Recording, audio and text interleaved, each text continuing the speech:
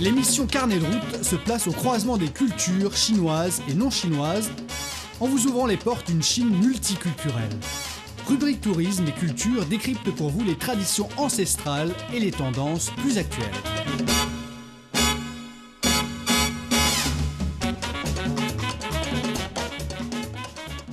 Bonjour à tous, quel bonheur de vous retrouver pour cette édition de Carnet de route. Aujourd'hui, nous n'allons pas poser nos valises dans une ville précise, mais nous allons parler de ce moment charnière, la préparation. Voyager, c'est une fête, mais avant la fête, il y a les coulisses. Je suis Manon, avec moi mon collègue Rocco. Bonjour Rocco. Bonjour Manon, bonjour à tous nos auditeurs. En effet, les préparatifs avant la date du déplacement sont des travaux systématiques, y compris une planification méticuleuse. Il faut préparer correctement des documents clés. Il faut choisir, opter des modes de voyage selon la destination.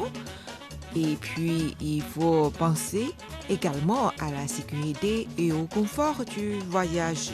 On dirait qu'un voyage réussi commence par une préparation complète et méticuleuse avant le départ. Et aujourd'hui, avec Rocco, on va préparer ensemble un guide exhaustif de préparation pour vous tous. Ces sujets me passionnent parce que moi, le voyage commence à l'instant où l'on achète ses billets. Mais attention, entre le rêve et la réalité, il y a une montagne de détails logistiques.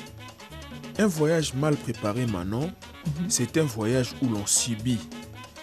Et un voyage bien préparé, c'est un voyage où l'on se régale. Alors, plongeons tout de suite dans le vif du sujet. On a 2000 km d'idées à parcourir aujourd'hui. Et par quoi commence-t-on pour ne pas être submergé, Rocco? La fondation, Manon, c'est les passeports. Beaucoup de voyageurs se font piéger par la règle des 6 mois. De nombreux pays refusent l'entrée si votre passeport expire moins de 6 mois après votre date de retour. Donc, avant de demander le visa, il faut vérifier bien la date d'expiration de votre passeport. C'est pas tous les pays acceptent l'entrée si votre passeport expire moins de 6 mois après votre date de retour. Alors, vérifiez cela dès maintenant. Si vous devez les refaire, anticipez. Les délais en mairie peuvent être très longs, surtout avant l'été. Après la vérification de la date d'expiration de notre passeport, c'est le tour de visa. Et les visas, c'est aussi un autre casse-tête.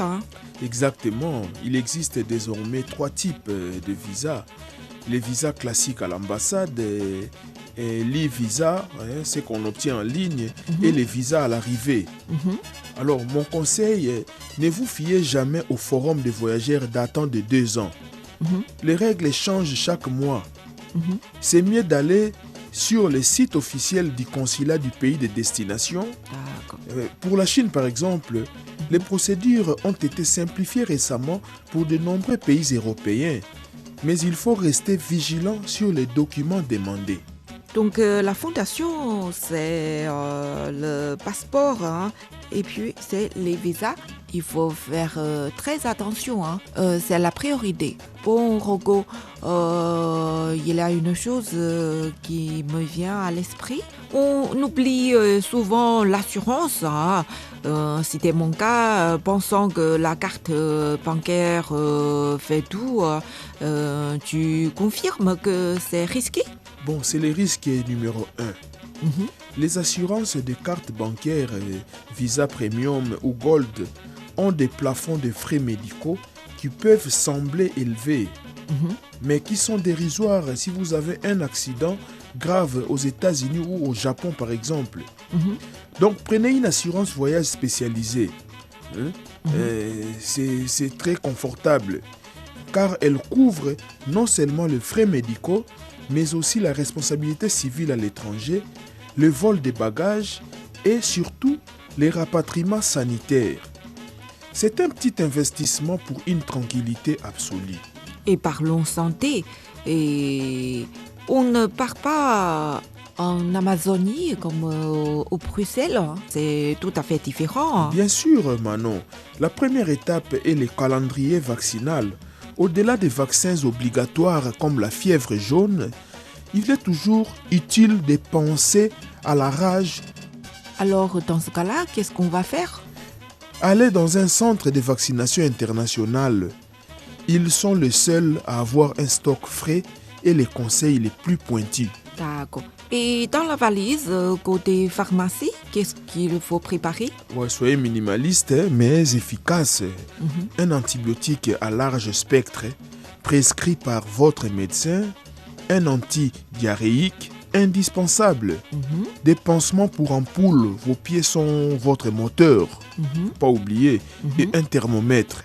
Si vous prenez un traitement régulier, cher Manon, gardez toujours les médicaments dans votre bagage à main avec l'ordonnance en DCI, dénomination commune internationale. Ah, c'est indispensable. Voilà. Mais pourquoi il faut mettre les médicaments dans les bagages à main? Si votre valise en soute ses pairs, vous n'êtes pas en danger. D'accord. Bon là, Rocco nous a donné des conseils très utiles au niveau de l'assurance. Il vaut mieux de prendre une assurance voyage spécialisée. Elle couvre tout, hein. La partie non couverte par votre carte bancaire. Au niveau de la pharmacie en voyage, Rocco nous a donné également des conseils. Et Rocco, pendant le voyage, il y a une chose qui me gêne beaucoup, c'est le décalage, hein. Une astuce pour le décalage horaire, le fameux jet lag. Hydratez-vous massivement dans l'avion et essayez de vous caler sur l'heure de destination dès que vous montez à bord. Et surtout, cher Manon, évitez de prendre d'alcool pendant les vols, même si c'est tentant pour s'endormir. Ah oui, je me suis dit que ça aide à m'endormir, hein. Et on arrive au moment fatidique à faire son sac. On veut tout prendre au cas où, hein. Oui, les au cas où est l'ennemi du voyageur. Plus votre sac est lourd, plus vous êtes fatigué et plus vous êtes une cible pour les pickpockets. Ah d'accord. Et la règle d'or dans tout ça, si vous ne l'avez pas porté ou utilisé au cours des 6 derniers mois chez vous, vous ne l'utiliserez pas en voyage. D'accord. Mais pendant le voyage, il y a trop de choses à porter. Je trouve que 2 valises, ça ne me suffit pas pour mettre toutes les choses. Déjà, 3 paires de chaussures, ça remplit une valise, hein. Des astuces pour gagner de la place.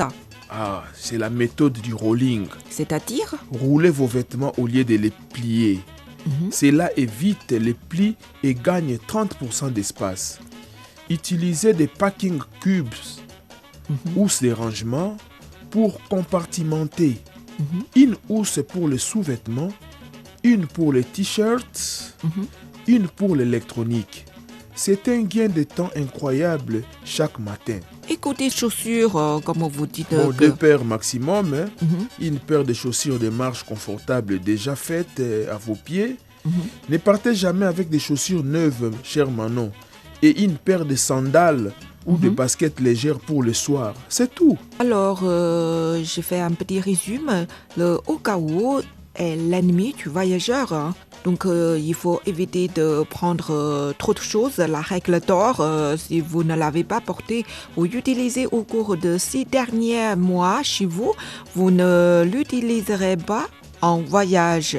Et puis, Rocco nous a appris la méthode du rouling. C'est très important, roulez vos vêtements au lieu de les plier. Ça vous permet de gagner de l'espace dans votre bagage.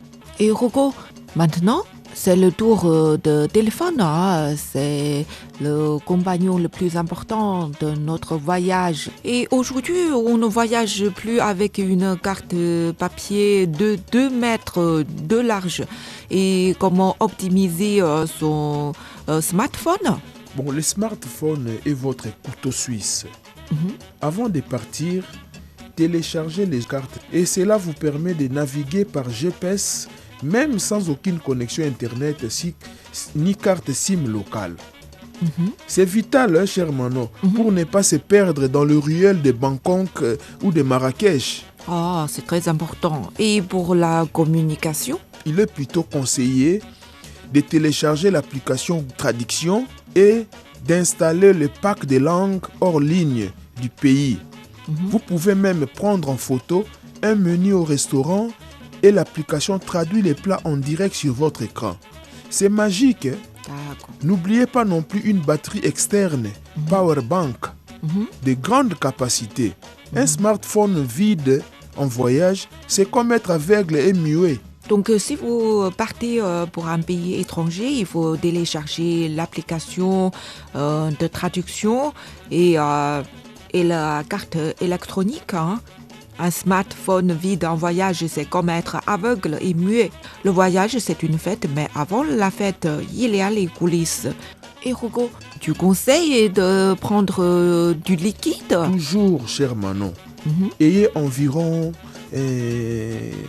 quelques centaines d'euros ou de dollars cachés dans une ceinture secrète ou dans une poche intérieure de votre sac. En cas de panne de réseau bancaire national, ce qui arrive plus souvent qu'on ne le pense, vous pourrez toujours payer une nuit d'hôtel ou un taxi. D'accord. Et le budget imprévu? Bon, calculez votre budget quotidien, logement, nourriture, transport, visite et ajoutez 20% d'imprévu. D'accord. Ces surplus, cher Manon, servira au coup de cœur, un surclassement, un guide privé pour une journée ou ces magnifiques tapis que vous n'aviez pas prévu d'acheter mais qui est devenu indispensable. D'accord. Et je pense qu'il y a encore une chose. Il faut trouver des banques. Elles permettent de payer et de retirer de l'argent au taux de change réel sans commission. Hein. C'est une économie de plusieurs centaines d'euros sur un long voyage. On termine souvent par là, mais c'est essentiel. La préparation psychologique, Hugo. Oui, un voyage réussi, c'est une rencontre. Apprenez l'histoire du pays. Pourquoi les gens vivent-ils ainsi? Quelles sont les sensibilités religieuses? Ces petits détails montrent aux locaux que vous le respectez. En retour, leur accueil sera décuplé.